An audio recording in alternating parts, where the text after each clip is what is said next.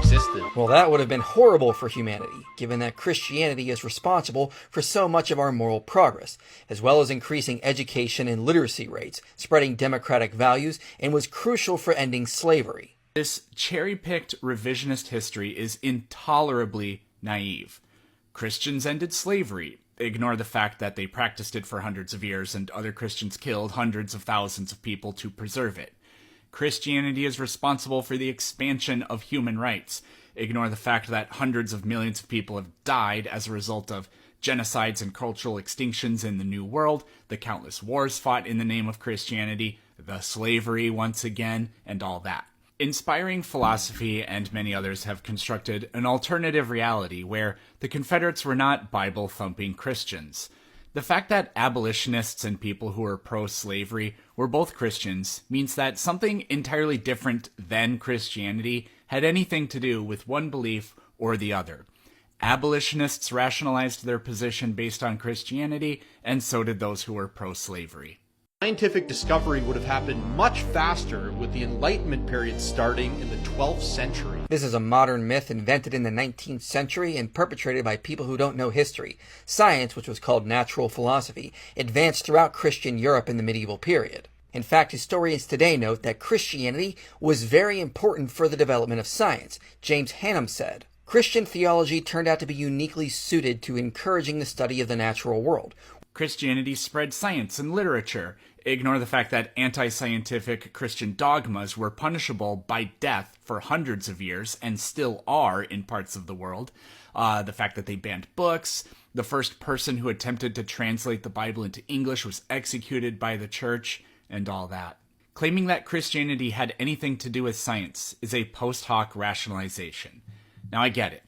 Newton proclaimed he did his work for the glory of God, but that also proves nothing. And I get it. A lot of early science was done by Christians, but that proves Christianity is responsible as much as being a straight white European male, which they also were, was responsible. If you want to prove it, you ideally need two continents or two Earths where Christians in one place and non-Christians in another place who had no outside interactions with anybody else did what they did and then see what happens. Now, the real world has too many moving parts to definitively say X had precisely this much to do with science, but there's some compelling evidence. Despite being outnumbered 100 to 1, Jewish people have accomplished as much to the progress of science as Christians have. If you care at all about the progress of science, and you think religion has anything to do with it, then you should be advocating for as many Christians to become Jewish as possible. Also, would science in Christian Europe have progressed at the rate it did if not for trade with Muslim North Africa and the equally un-Christian Asia? There's not a chance. Information, capital, and perspectives are traded in a global network like that. Because Christian Europe was very much not isolationist, we have no idea what influence those other ideas and goods and inventions from around the world had on the progress of science. But to say that it wasn't significant, I think is really naive. Then there's also the terribly inconvenient fact that religious dogma has historically been and continues to be the greatest obstacle to science and human progress in general. The course of history is complex, but it has a general pattern. We have inexorably marched towards a state of more wealth, better health, longer lives, less ignorance, more rights, more autonomy, and less autocracy. That has coincided directly with a world and worldviews that have become more and more secular. Inspiring Philosophy made a video where he said Christianity is responsible for the end of slavery, the spread of literacy, the birth and spread of science, and the expansion of rights to other people. I pointed out that it's very clear that you can find instances of Christians acting diametrically opposed to those exact things. When I pointed all that stuff out, he says that I need to show that their bad actions are from theology and not just assume it. Meanwhile, you and the people you cite are assuming it. But I can still do that. Leon Bazile, who is Roman Catholic, criminalized interracial marriage in the United States, arguing that God created races as proof that he did not intend for them to mix. Does that sound theologically motivated? Does the Bible say explicitly that Noah cursed Ham's descendants to be slaves forever? Yes. Did Christians push the narrative of the curse of Ham to justify slavery? Yes. Does that sound like it's theologically motivated? And it doesn't matter if you think their interpretation of it is wrong. They are Christians. That was their theological interpretation. You don't get to claim that nobody is truly a Scotsman. Or how about Richard Pratt and his doctrine of kill the Indian, save the man, whereby there was a systematic effort to extinguish Native American culture and replace it with a new culture. Quote, "We have not yet fully completed our work, nor will we have done so until there is throughout all our communities the most unequivocal and complete acceptance of our own doctrines, both national and religious. Not until there shall be in every locality throughout the nation a supremacy of the Bible principle of the brotherhood of man and the fatherhood of God." Does that sound theologically motivated? Did Christians and Christian institutions ban books, execute people for blasphemy, execute people who tried to translate the Bible into English, censor Galileo? Yes?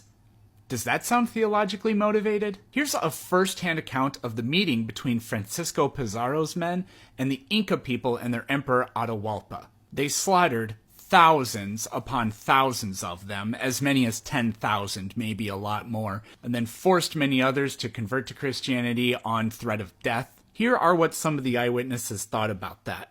"It will be to the glory of God, because they have conquered and brought to our holy Catholic faith so vast a number of heathens, aided by his holy guidance." A friar that was with them gave Atahualpa, the Inca emperor, a copy of a Bible. Atahualpa had no idea what it was, and he tossed it aside. At which point the friar said, come out, Christians! Come at the enemy dogs who reject the things of God. That tyrant has thrown my book of holy law to the ground. Did you not see what happened? Why remain polite and servile towards this overproud dog when the plains are full of Indians? March out against him, for I absolve you. And then they went on to slaughter tens of thousands of them.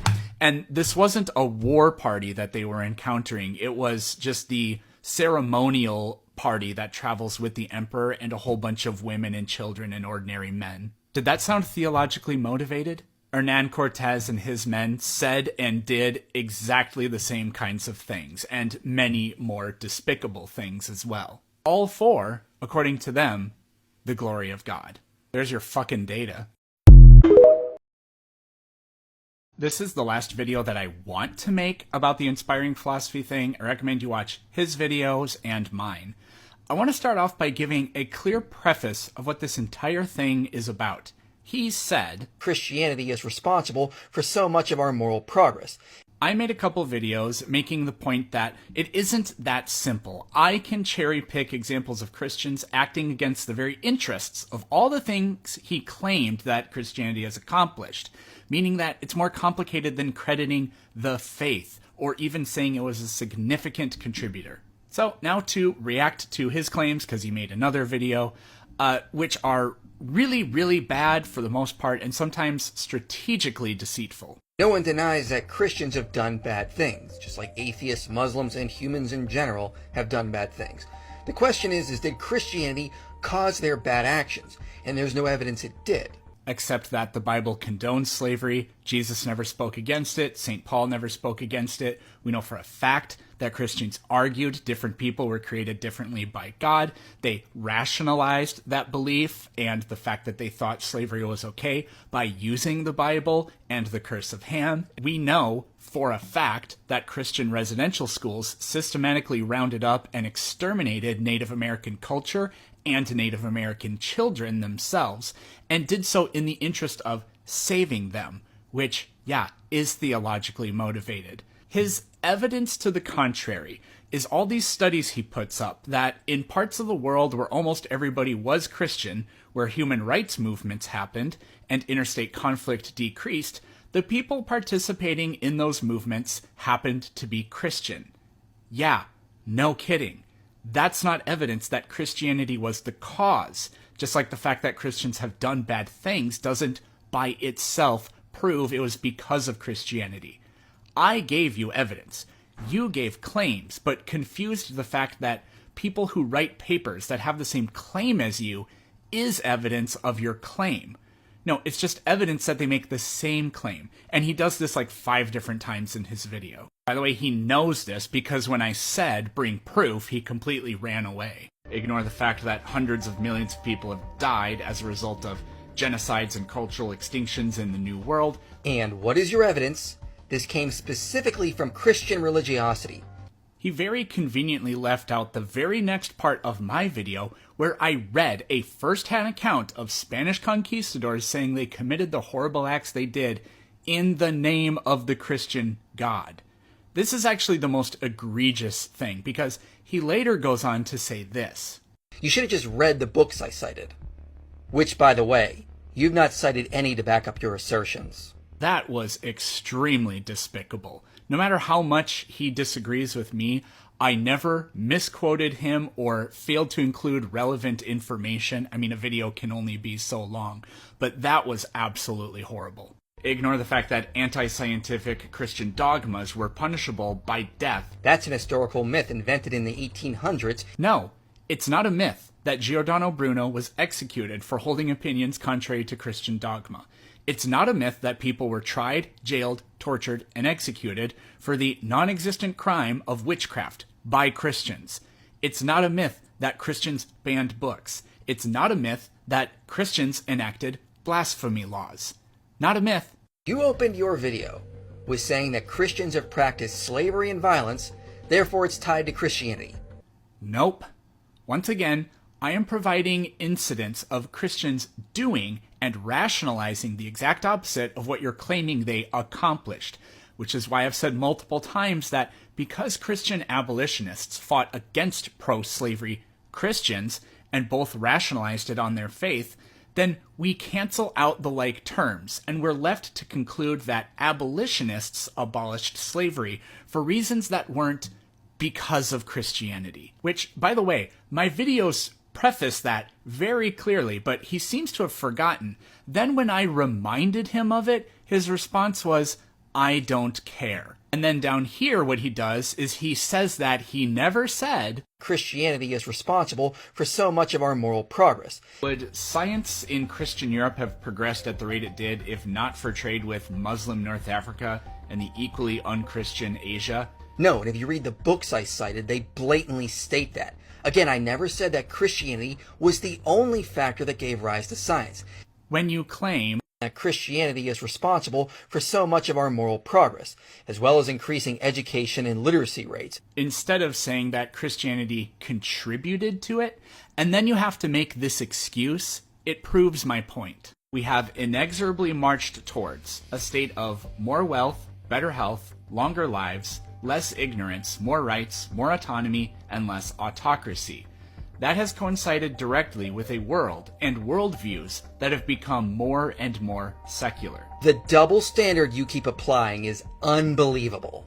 If secularism exists alongside good outcomes, there's somehow a meaningful connection there. But if Christianity has been shown to lead to positive outcomes in multivariate analyses, there's no meaningful connection? No, I said the less religious they are. I never claimed secularism did anything.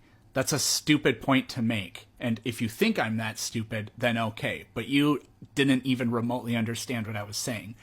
By the way, what I was talking about were things like the fact that global human prosperity, the rate of violent death, and democracy have trended positively. And he countered with papers correlating religion with the Big Five personality traits, drug addiction, the grades kids get at Christian high schools. How much more irrelevant could you have gotten? He accuses me of not reading while employing a strategy of filling up the screen with tiny fonts and papers none of his supporters will read, but assuming that I wouldn't.